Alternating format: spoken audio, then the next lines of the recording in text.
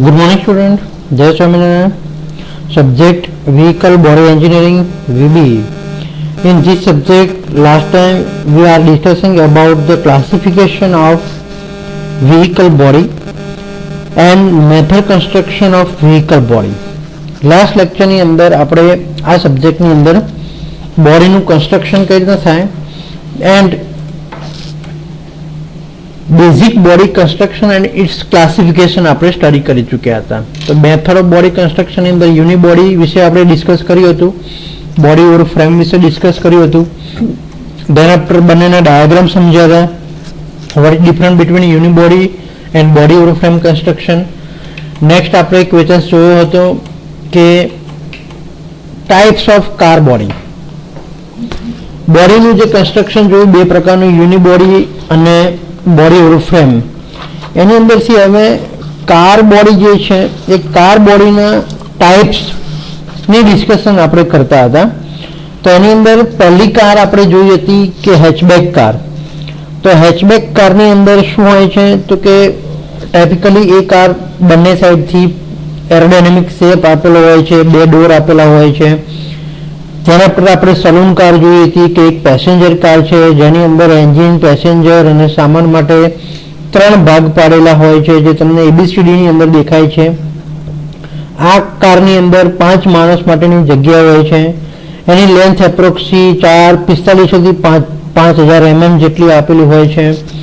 લિમોસાઇન car, તો આ car sedan કારને વધારે લાંબી કરેલી હોય તેવી લાગે છે, એટલે કે ચેસિસ અને ફ્રેમને એક્સટેન્ડ કરેલી હોય છે આ કારની અંદર. તેમાં વ્હીલ બેઝ વધારે હોય છે અને પેસેન્જરની જગ્યા વધુ મળે છે. બીજું કે ડ્રાઈવર અને પેસેન્જર કમ્પાર્ટમેન્ટ આની અંદર શું હોય છે તો કે અલગ આપેલો હોય છે. બીજું લિમોસન કારની અંદર શું લખવાનું કે આ ગાડી સામાન્ય રીતે બ્લેક અથવા વ્હાઇટ હોય છે. બે કલરની અંદર મોસ્ટ ઓફલી યુઝ થાય છે. એક્ઝામ્પલ તરીકે રોલ્સ રોય છે, ઓડી છે, મર્સિડીઝ છે, BMW છે. આવી બધી બ્રાન્ડની આ કાર્સ માર્કેટની અંદર મળી રહેતી હોય છે. કન્વર્ટેબલ કારની વાત કરીએ તો આ કારની અંદર જે રૂફ હશે, કારના ઉપરનું રૂફ જે ઓપન અને ક્લોઝ કરી શકાય, તેનો ઉપયોગ સાઇટ સીઇંગ માટે પણ થતો હોય છે કે કોઈ આગળનું સાઇટ આપણું જોવું હોય અને બે પેસેન્જર અથવા તો બે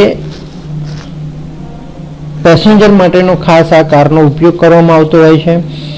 હોન્ડા છે, વોલ્વો છે, આ બ્રાન્ડની મોસ્ટ ઓફલી કન્વર્ટેબલ કાર આવતી હોય છે. નેક્સ્ટ આપણે જોઈએ તો સ્પોર્ટ કાર. તો સ્પોર્ટ કારની અંદર તો ડબલ સીટેડ બે ડોરવાળી અને નાની હોય છે, જે તમને દેખાય છે પ્રમાણે ડાયાગ્રામની અંદર. ડબલ સીટેડ બે ડોર અને નાની કાર હોય છે જેનું વજન પણ ઓછું હોય છે કારણ કે આની અંદર સ્પીડ વધારે જોઈએ છે આપણે, એટલે જેટલું બને એટલું વ્હીકલનું લાઇટ વેઇટ આની અંદર રાખવામાં આવતું હોય છે. બીજું કે આ કારની અંદર ફ્રન્ટ એન્જિન અને રિયર વ્હીલ ડ્રાઈવ આપેલી હોય છે.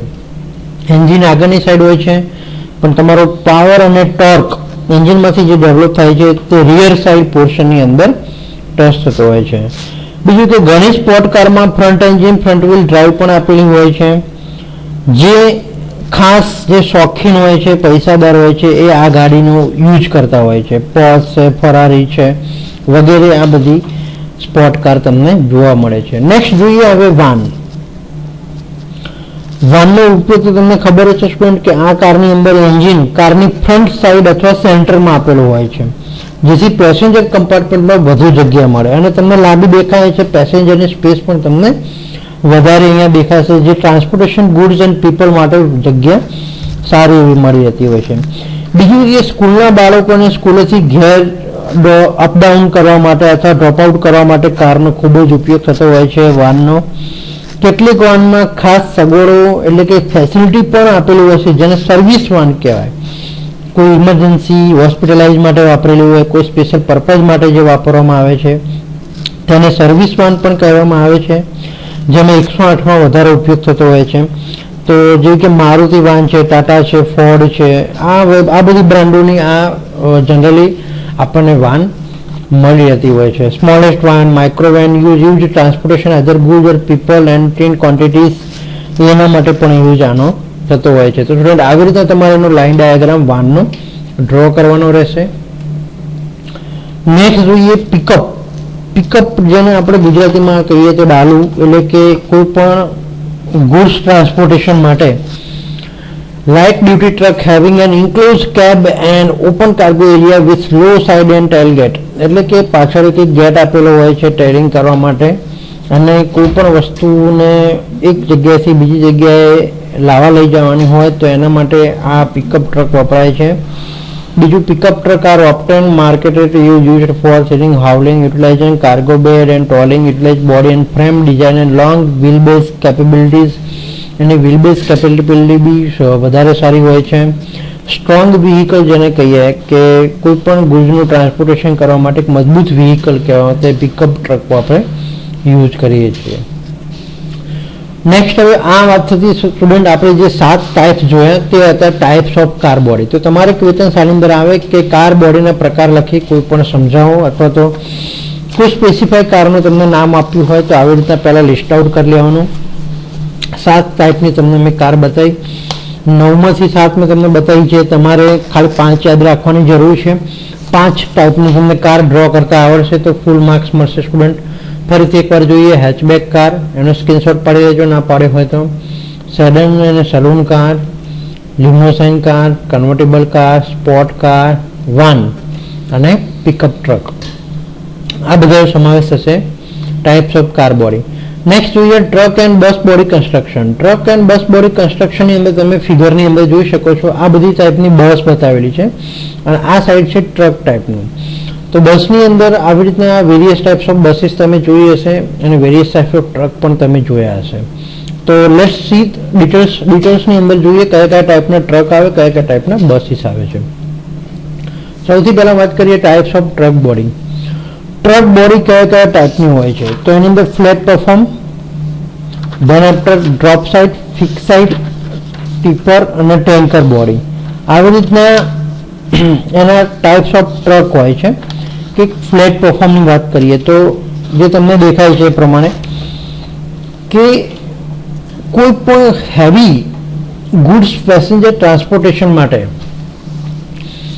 માલ સામાન કોઈ હેવી હોય, હેવી કોમર્શિયલ વ્હીકલ, કોઈ ગાડીનું ટ્રાન્સપોર્ટેશન કરવું હોય, અથવા તો કોઈ મેટલ હોય, કોઈ રોલર હોય, આવી બધી વસ્તુ જ્યારે હેવી વેઇટ વાળી હોય એને એક જગ્યાએથી બીજી જગ્યાએ લઈ જવી હોય એના માટે આ ટાઈપનું ટ્રકનું કન્સ્ટ્રક્શન વપરાય છે. કે flat structure consist of floor base with its member and beams which are used to mount the engine and suspension element.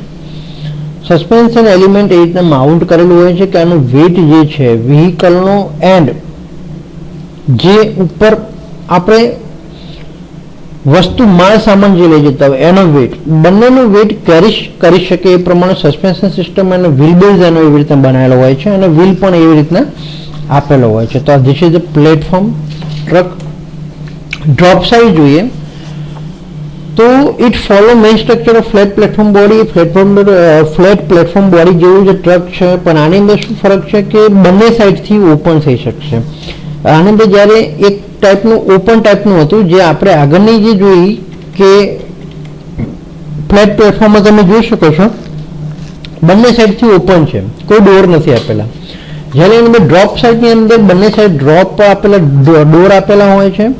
Timber side અને ટેલબોર્ડ આપેલું હોય છે કે જેથી તમારે કોઈ એક સાઈડ તમારે ખોલીને એક સાઈડ તમારે ગુડ્સ જે સામાન જે હોય ઉતારવું હોય તો તમે ઉતારી શકો, અથવા જે લોડિંગ અનલોડિંગ કરવું હોય એ વન સાઈડ કોઈ બી થઈ શકે, અથવા તો કોઈ સામેની સાઈડ કરવું હોય, પાછળની રીઅર સાઈડ કરવું હોય તો હાઇડ્રોલિક કરીને પાછળની સાઈડ પણ કરી શકે, જેથી કરી લેફ્ટ એન્ડ રાઈટ સાઈડ તમારો માલ સામાન ઢરે નહીં અને તમે લોડિંગ ઇઝીલી તમે રીઅર સાઈડ તમે કરી શકો. તો એના માટેનું આ ડ્રોપ સાઇડ જે મોસ્ટ ઓફલી મિલિટરીની અંદર વધારે વપરાતું હોય છે આ ટાઈપની ટ્રેક બોડી. ટીપર બોડી તમે બધા દરેક લગભગ અશોક લેલેન્ડના ટ્રક આવી રીતના જોયા જશે. ટીપર બોડી કે જે એકદમ રિજિડ અને મજબૂત બોડી બનાવેલી હોય છે, capable of withstanding rough uses. Rough use કરવા માટે પણ આનો યુઝ કરી શકાય એવી રીતના કેપેબિલિટી વાળી ધરાવતી હોય છે. અને ચેસિસ અને ફ્રેમ એટલી સ્ટ્રોંગ બનાવેલી હોય છે કે તમે ઇઝીલી એનો રફ યુઝ કરો તો પણ આની અંદર કોઈ પ્રોબ્લેમ થાય નહીં. It contain a separate tipping unit which is used for the easy unloading. Unloading તમારે ઇઝીલી કરી શકાય છે. આની અંદર કોઈ સેપરેટ ટિપિંગ યુનિટ એક આપેલું હોય છે, જેને હાઇડ્રોલિક કરીને એક જગ્યાથી બીજી જગ્યાએ તમારે કોઈ અનલોડિંગ લોડિંગ કરવું હોય તો આની અંદર થઈ શકે છે. તો this is tipper body. Tanker body બી તમે જાણો છો કે કોઈ પણ લિક્વિડની ટ્રાન્સપોર્ટેશન કરવું હોય, લિક્વિડ એક જગ્યાએથી બીજી જગ્યાએ લિક્વિડ કોમોડિટી જ્યારે ટ્રાન્સપોર્ટેશનની વાત આવે છે ત્યારે ટેન્કર બોડીનો યુઝ થાય છે. To ensure the safe handling and internal buffer are use to cut down surge of liquid. લિક્વિડને કોઈ પણ જગ્યાથી જગ્યાએ બીજી જગ્યાએ હેન્ડલિંગ કરીને ઇઝીલી ટ્રાન્સપોર્ટેશન કરવા માટે આ ટાઈપની ટેન્કર બોડી વપરાય છે. જે પાછળ આગળ એન્જિન સાઈડ આપેલું હોય છે, સસ્પેન્શન સિસ્ટમ હોય છે એન્ડ એની પાછળ એક ટેન્કર યુનિટ આ પાછળની સાઈડ ચેસિસ ઉપર ફિટ કરેલું હોય છે. હવે વાત કરીએ light commercial vehicle, that means કે ટાઈપ્સ ઓફ બસ બોડી. તો બસ બોડીની ડિટેલ્સ પહેલાં તો જાણી લઈએ કે બસનો ઉપયોગ પેસેન્જર ટ્રાન્સપોર્ટ કરવા માટે થાય છે. એની કેપેસિટી 30 થી 300 પેસેન્જર સુધીની હોય છે. એનું કન્સ્ટ્રક્શન જોઈએ તો ફ્રેમવાળી ચેસિસ પર એલ્યુમિનિયમ કે માઇલ્ડ સ્ટીલમાંથી બનાવેલ મેટલનો યુઝ કરીને કાર બોડી આની અંદર બનાવવામાં આવે છે. એલ્યુમિનિયમ બોડીમાં રિવેટિંગ કરવામાં આવતું હોય છે, જ્યારે સ્ટીલ બોડીમાં વેલ્ડિંગ કરવામાં આવતું હોય છે. આ બે ટાઈપની બસ બોડી આવે છે, એલ્યુમિનિયમ બોડી અને સ્ટીલ બોડી. તો એલ્યુમિનિયમ બોડીમાં રિવેટિંગ કરવામાં આવે છે, જ્યારે સ્ટીલ બોડીમાં વેલ્ડિંગ કરવામાં આવે છે. એલ્યુમિનિયમ બોડી વજનમાં હલકી હોય છે, એટલે કે ફ્યુઅલ કન્ઝપ્શન એમાં ઓછું થાય, જ્યારે સ્ટીલ બોડી થોડી વજનમાં વધારે હોય છે, એટલે એનો ફ્યુઅલ કન્ઝપ્શન વધારે થતો હોય છે. સ્ટીલ બોડી વજનમાં ભારે હોય છે. બસના પ્રકાર, આપણે ટાઈપ્સ ઓફ બસ બોડી, આપણે આ વાત કરી બસ બોડીની ડિટેલ્સ વિશે, પણ હવે એના ટાઈપ્સ જોઈએ. તો ટાઈપ્સની અંદર તમે અહીંયા જોઈ શકો છો કે single rear door with 104 compartment, એટલે કે વાર, એટલે કે સિંગલ ડોર બસ, આપણે જે મિની બસ જેને કહીએ. 2 door bus, 2 door with sliding door bus, multi door, rise roof van, workshop van, એટલે કે મિની બસ છે, સિંગલ ડેકર છે, 2 લેવલ છે, ડબલ ડેકર છે, આર્ટિક્યુલેટેડ બસ છે. આ બધાની બસના પ્રકાર આપણે આવી રીતના પાડી શકીએ. વન બાય વન બસ જોઈએ તો સૌથી પહેલા single rear door with 100 door compartment van. આવી રીતના એક કમ્પાર્ટમેન્ટ વાન જે હોય છે સિંગલ ડોર આપેલો હોય છે રિયર સાઈડ. લાઇટ કોમર્શિયલ વ્હીકલની અંદર બીજી વાત કરીએ તો 2 ડોર વાન, જેના 2 વાન આપેલા હોય છે, બે સાઈડ બે ટાઈપના હોય છે. 2 ડોર વિથ સ્લાઇડિંગ, એક દરવાજો સ્લાઇડિંગ વાળો આપેલો હોય. મલ્ટી ડોર વાન, એક જગ્યાથી બીજી જગ્યાએ વધારે પ્રકારના ડોર તમારે ઓપન થઈ શકે. ઉપરનું રૂફ તમારે વધારેલું હોય એવી પણ વાઇલ તમે જોયું છે. વર્કશોપ વાન, કોઈ પણ સ્પોટ યુટિલિટી માટે અથવા તો કોઈ એક જગ્યાએથી બીજી જગ્યાએ તમારે ટ્રાન્સપોર્ટેશન વખતે તેનું જ્યારે સર્વિસિંગ કરવું હોય ત્યારે જે બસ વપરાય છે, તો એના માટે spot utility vehicle workshop van પણ એનો યુઝ થાય છે. બસ બોડીની કમ્પલસરી વાત કરીએ કે બસ બોડીમાં કઈ કઈ આવે તો કે પહેલી છે મિની બસ, બીજી છે single decker, double decker, split level અને આર્ટિક્યુલેટેડ બસ. તો સિંગલ ડેકર બસની વાત કરીએ તો જે બસ દર્શાવેલી છે અહીંયા મિની બસ, સૌથી પહેલા મિની બસ જોઈએ તો આનો સ્ક્રીનશોટ સ્ટુડન્ટ ખાસ પાડી લેજો ટાઈપ્સ ઓફ બસ બોડીનો. તો બસ બોડીની અંદર જે મિની બસ પહેલો ટાઈપ છે એ તમારે આ પ્રમાણે દોરવાનો રહેશે કે મિની બસની અંદર જે બસમાં વાન કરતાં વધારે અને બસ કરતાં ઓછા પેસેન્જર બેસી શકે તેને મિની બસની કહેવામાં આવે છે. બસ કરતાં નાની હોવાથી તેને મિની બસ કહેવામાં આવે. એની અંદર ફ્રન્ટ એન્જિન અને પગથિયાવાળી એન્ટ્રી હોય છે. આગળ પગથિયા મૂકેલું હોય અને આગળથી તમે એન્ટ્રી કરી શકો. તેનો ઉપયોગ સ્કૂલ બસ, હોસ્પિટલ, સંસ્થા, ટૂર બસ, સ્પોર્ટ ક્લબ વગેરેમાં થતો હોય છે. બીજું જોઈએ કે સિંગલ ડેકર બસ. સિંગલ ડેકર બસ દરેક આપણે જોયેલું જશે કે સ્કૂલ માટે ખાસ વપરાતી હોય છે અને પેસેન્જર આપણે જે જીઆરટીએસની બસ આવતી હોય છે એ પ્રકારની સિંગલ ઈએમટીએસ છે, જીઆરટીએસ છે, આ બધી ટાઈપની સિંગલ ડેકર બસ તમે યુઝ થતી જોઈ હશે. તો આ બસમાં સિંગલ લેવલ હોય છે, 2 એક્સેલ હોય છે, રિજિડ બોડી હોય છે, તેમાં 1 અથવા 2 ડોર આપેલા હોય છે. તેમાં મોટા ભાગે ફ્રન્ટ એન્જિન હોય છે. તેનો ઉપયોગ public transportation, tourist and travels વગેરેમાં તમે થતો જોયેલો હશે. તો this is a single decker bus. એની અંદર ખાસ યાદ રાખજો કે સિંગલ લેવલ હોય છે, 2 એક્સેલ હોય છે, બોડી એને રિજિડ બનાવેલી હોય છે, 1 અથવા 2 દરવાજા હોય છે, મોટા ભાગે ફ્રન્ટ એન્જિન વાપરેલું હોય છે અને એનો ઉપયોગ શું યાદ રાખવાનો, તેનો ઉપયોગ પબ્લિક ટ્રાન્સપોર્ટેશન, ટુરિઝમ, ટ્રાવેલ્સ વગેરેમાં થાય છે. નેક્સ્ટ વાત કરીએ હવે ડબલ ડેકર. તો ફિગરની અંદર તમે જે જોઈ શકો છો, એક ઉપર બીજી બસ તમને જેવું દેખાય છે, તો ડબલ ડેકર બસ આવી કંઈક હોય છે. તમારે આ પ્રમાણે કંઈક ડ્રો કરવાની રહેશે. જે વધુ પેસેન્જરોનો સમાવેશ કરવા માટે આ ટાઈપના 2 માળ 2 સ્ટોરીઝ આપેલા હોય છે જે બનાવવામાં આવે છે.